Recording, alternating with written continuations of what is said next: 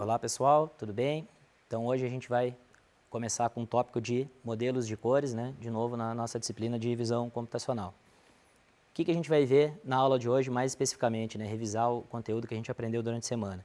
Uma introdução, né, sobre esses modelos de cores e a gente vai ver também alguns modelos de cores, como o RGB, o CMY, às vezes CMYK, o HSI ou HSV, que a gente tem como bem parecidos, nós vamos entender um pouco melhor o porquê. E, por fim, eu vou falar um pouquinho também sobre o Lab, tá? Bom, só para contextualizar um pouquinho, pessoal, é bom a gente dar uma relembrada, né, sobre a ideia que a gente tem da nossa visão humana, né? Porque também, quando a gente trabalha com modelos de cores, a gente trabalha também com a ideia do como que a gente... É importante, né, que a gente trabalhe com a ideia de como que a gente, na nossa visão, como é que a gente enxerga essas cores, né?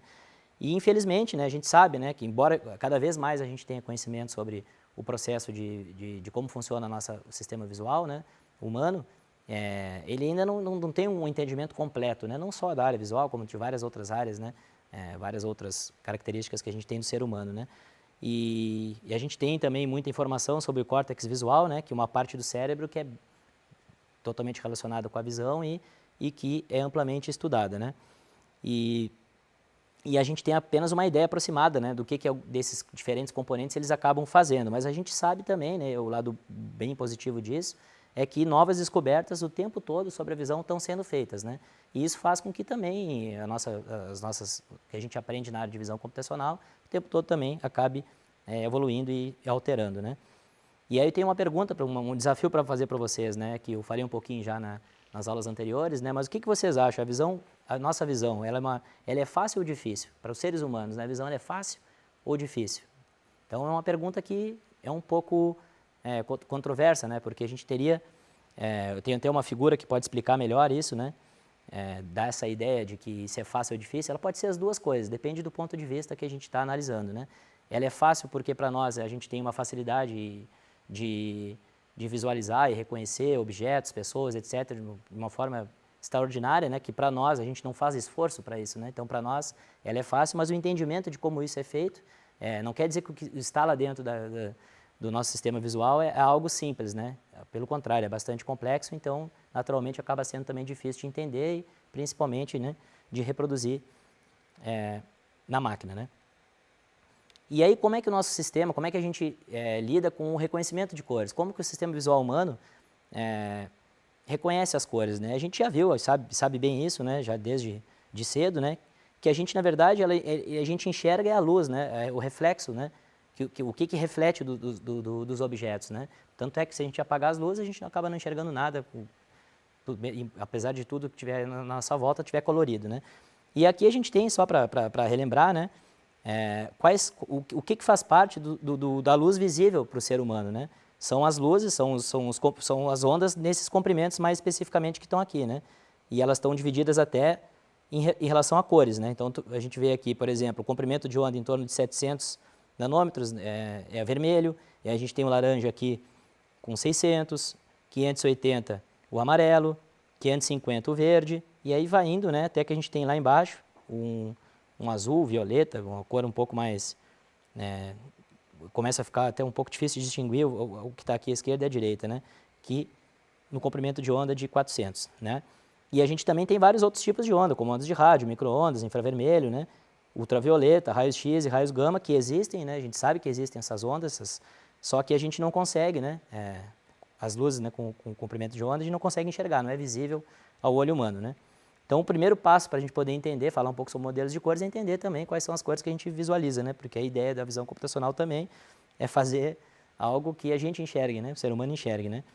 Então, na teoria, o que seria o nosso sistema RGB, que é como funciona também o nosso olho humano? Na verdade, a gente sabe que a gente reconhece basicamente três cores, que é o R de red, que é vermelho, né? O G de green, que é verde, e o B de blue, que é azul, né? Então, seria basicamente... Tudo que a gente enxerga é uma combinação dessas três cores, em diferentes intensidades, né? Então, o sistema RGB justamente veio para isso, né? Então, em teoria, esse aqui seria todo o espaço que a gente teria aqui de cores, né, disponíveis nessa formação RGB, né? Só que na prática, pessoal, a gente acaba não representando todas essas cores, né? Até porque ficaria muito difícil, impossível a gente fazer isso em termos de valores contínuos, né? Não tem como representar tudo no computador. A gente sabe que o nosso computador tem capacidade, embora muito alta, limitada, né? E aí, na prática, a gente tem o nosso RGB, que é o que a gente trata, na verdade, né, como RGB, né, que é o Standard de padrão, né, que foi criado pela HP e pela Microsoft em 1996, né, para ser utilizado nos monitores, impressoras e internet. Então, na prática, a gente estaria trabalhando com aquele triângulo que está ali, né, que mostra, basicamente, a faixa que a gente chama de gama de cores, né, uma faixa típica, né, de cores, né, que é reproduzida pelos monitores RGB, né. E isso a gente vai ver como é que a gente trabalha. Então, usa uma parte desse espaço total para poder fazer as nossas representações desse modelo RGB que a gente vai estudar também aqui, né? Então, como que em computadores a gente já viu isso, né? É claro, né? A gente representa as imagens como grid de pixels e nessa representação RGB que a gente está vendo agora, basicamente a gente vai ter 3 componentes. Um para o R, um para o G e um para o B. Então, a gente, em vez de ter uma matriz de intensidades, como a gente viu até o momento, sem cores, né? Era sempre com brilho, intensidade de brilho, agora a gente vai ter 3 matrizes, ou 3 arranjos, né? Que a gente já entendeu um pouco a diferença, né? Na hora de realizar as operações, mas na prática, visualmente, a gente enxerga como matriz, né? Uma delas vai representar o vermelho, outra vai representar o verde e outra vai representar o azul. Então, a gente precisa dessas 3 matrizes para a gente poder montar a nossa imagem colorida, né, que vai ser a utilização dessas 3 matrizes, cada uma representando a intensidade de uma dessas cores, para poder definir o que a gente está enxergando, a cor que a gente está enxergando, né. Então, aqui a gente pode representar uma cor com 3 números. Então, a gente tem um pixel, por exemplo, a gente teria, quando a gente tem essas 3 matrizes, então como é que a gente representaria a cor que está naquele pixel específico? A gente vai ter que pegar aquela posição daquele pixel, né, com coordenadas x, y, vai ter que pegar aquele valor tanto na matriz R, como na matriz G, como na matriz B, né? Então, a gente teria, por exemplo, uma representação dessa forma, né? Ou em hexadecimal, ou uma representação com valor normalizado, 1, 0 e 1, que seria máximo, mínimo e máximo, né? Ou 255, 0, 255, que é quando a gente trabalha com RGB, a gente varia sempre de 0 a 255, cada um desses valores, como a gente já estudou, né, no material durante a semana, né? Então, só para ilustrar aí, para exemplificar para vocês, que cor que vocês acham que seria representada por esses valores aqui? Vamos colocar o máximo de vermelho, o máximo de azul e nada de verde, né? Então, vocês já devem ter feito os chutes de vocês, né? Seria essa cor que está aqui, um rosa bem forte, tá? Essa teria uma forma, então, da gente representar. A gente está misturando o máximo que a gente tem, a intensidade máxima de vermelho com a intensidade máxima de azul e nada de verde, certo? Esse é um exemplinho. Então, aqui para mostrar para vocês, né, como que a gente então representa, o que eu falei já para vocês aqui, mais visualmente fica mais fácil de enxergar, né, como que a gente representaria essa nossa imagem, né, no sistema RGB. Então, seria com essas 3 matrizes que a gente tem aqui, ó, matriz de vermelho, matriz de verde e matriz de azul. Então, a gente chama de canais também, canal 0, 1 e 2, né, então a gente poderia dizer que seria dessa forma, né. Então, a gente vai ter as nossas linhas e colunas da mesma forma que a gente viu até então, só que a gente vai triplicar isso, né? Vai ter em outras 3 dimensões. Na verdade, a gente vai ter uma matriz tridimensional aí, né? Os valores variando de 0 a 255, quando são absolutos, ou muitas vezes se utiliza a representação normalizada, né? Que a gente divide pelo máximo, que é 255, e vai colocar o valor entre 0 e 1, certo? Bom, a gente também pode, é interessante isso, né? Algumas operações que a gente pode fazer utilizando RGB para fazer uma representação em escala de cinza. Essa imagem aqui, como ela seria se ela fosse preto e branco, né? A gente pode fazer isso também com essa operação, tipicamente, fazer uma operação desse tipo, por exemplo, 0,3 vezes a matriz R mais 0,59 vezes a matriz G mais 0,11 vezes a matriz B. Então, é assim, uma ideia, não necessariamente não vai ficar em preto e branco, mas só para a gente ter uma ideia, né, de como a gente pode fazer isso, como ela fica parecida, pelo menos, com uma imagem monocromática, né? E a gente consegue fazer isso, né, com uma boa aproximação, né? Então, aqui, por exemplo, a gente tem essa imagem desse leão, é a imagem original, né? E aí, se a gente olhar aqui, a gente teria qual é a nossa matriz vermelha, a matriz R, a matriz G, que seria a nossa matriz de verde, e a nossa matriz blue, a matriz de azul, né? Se a gente for aplicar aquela operação que está ali, por exemplo, a gente teria esse resultado que está aqui, né? Não é exatamente preto e branco, é claro, né? Teria que fazer alguns ajustes, né? Essa aqui é um exemplo de função, mas a gente consegue ter uma ideia, né? Uma boa aproximação do que seria essa imagem, né? Em relação ao brilho dela, né? certo? Mas a gente não tem só o RGB. O RGB é bastante utilizado, a gente conhece muito, porque desde a época que a gente já trabalha com cabos RGB e fala muito em monitor, né? Então a gente tem esse costume, já conhece um pouco mais, né? Esse nome, né? RGB. Mas a gente tem outros modelos também de representação de imagens, né? De cores, né? E um modelo bastante conhecido também é o CMY, né? O SMY, né? Que muitas vezes, nós vamos ver agora aqui, que se acaba se formando um modelo CMYK, né? Por quê, pessoal? Na verdade, porque às vezes a gente utiliza o preto adicionalmente, né? Então, K seria o preto. Mas basicamente, o que significa a representação CMY? É C de ciano, M de magenta e Y de yellow, né? Amarelo, certo? Então, seriam essas três cores, também a mistura dessas três cores, a gente consegue representar as imagens, né? Porque elas também são cores primárias, assim como o RGB, como a gente viu já em aulas anteriores, né? Só que essas cores primárias que estão aqui não são cores primárias de luz, são cores primárias de pigmentos, que é um pouco diferente, né? O que isso representa, pessoal? Representa o seguinte, a diferença é, a gente aprendeu e sabe disso, que a mistura de todas as luzes resulta em quê? De todas as cores, né? A mistura de todas as cores de luz, né, resulta no branco, né? Tanto que a gente tem, a gente vai ver um exemplinho mais adiante aqui, como é que isso é feito nessas diferenças entre RGB e CMY, né? Só que quando é pigmento, não. Quando é pigmento, a gente mistura todas as cores, são as cores primárias de pigmento, né? Essas cores primárias de pigmento, quando a gente mistura todas elas, ela não dá o branco, pelo contrário, ela dá o preto, certo? Então essa é uma grande diferença, né? Só que esse tipo de representação aqui é utilizado bastante para impressoras, né? Porque a impressora a gente imprime em pigmento, né? Imprime em luz, né? E, então isso é bastante utilizado e muitas vezes a gente tem que fazer essa conversão, né? Qual é a representação da CMY, dado que a gente tem a nossa representação da cor em RGB, que normalmente é assim que é trabalhado, principalmente no monitor, né? Então a gente utilizaria essa transformação que está aqui, né? Essa operação para fazer essa transformação, tá? Que aí vocês também viram bastante isso durante as leituras aí durante a semana, né? E muitas vezes, né, pessoal, principalmente se a gente vê isso no dia a dia, né, com impressoras, por exemplo, a gente não precisa comprar o cartucho preto, né, por exemplo, ou o toner, etc. Então, a gente adiciona o preto também, porque imagina se a gente for... Tanto que você sabe, se a gente não coloca o cartucho preto ou se ele acabou, a gente continua podendo produzir, né, muitas vezes. Por quê? Porque ele vai misturar, vai gastar muito mais tinta, vai misturar todas as outras cores, né, e vai acabar produzindo o preto, só que vocês também sabem que não é necessariamente o preto, porque na teoria é o preto, mas na prática acaba sendo aquele marrom, né? Um marrom escuro, né? Uma cor um pouco diferente do preto, né? Então por isso também que a gente utiliza esse adicional CMYK. Então só para a gente ter uma ideia, né, de como é a representação desses modelos de cores, né? A representação do CMY também é uma forma de cubo, que nem do RGB, só que a gente percebe aqui a diferença, né, de um para o outro, né?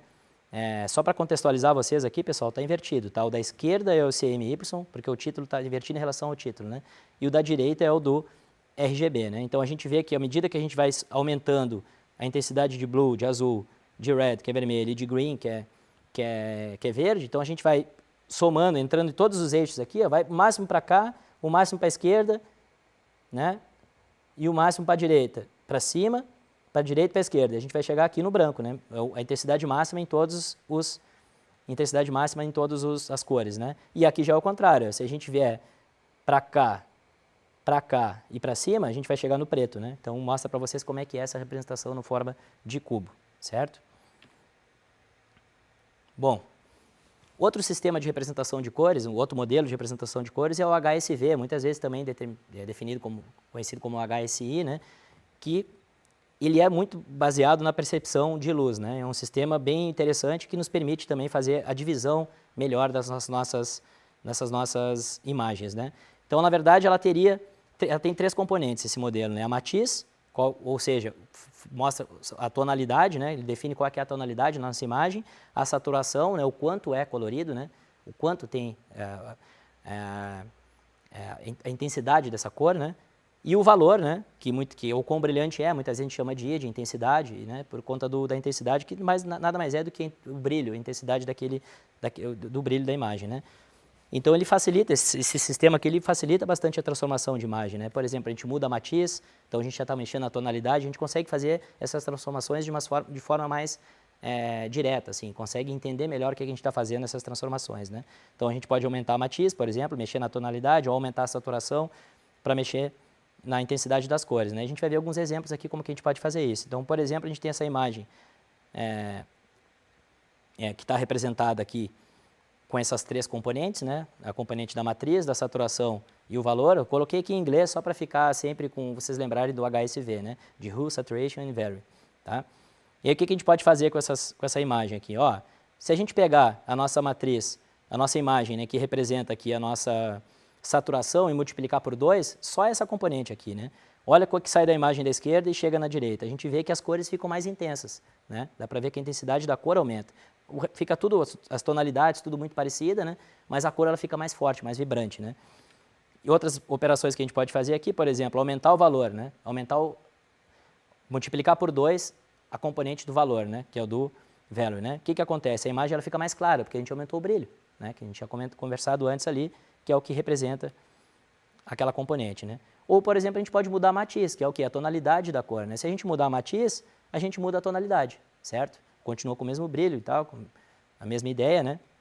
Só que a mesma intensidade de cor, vamos dizer assim, né? Que seria a questão da saturação, né?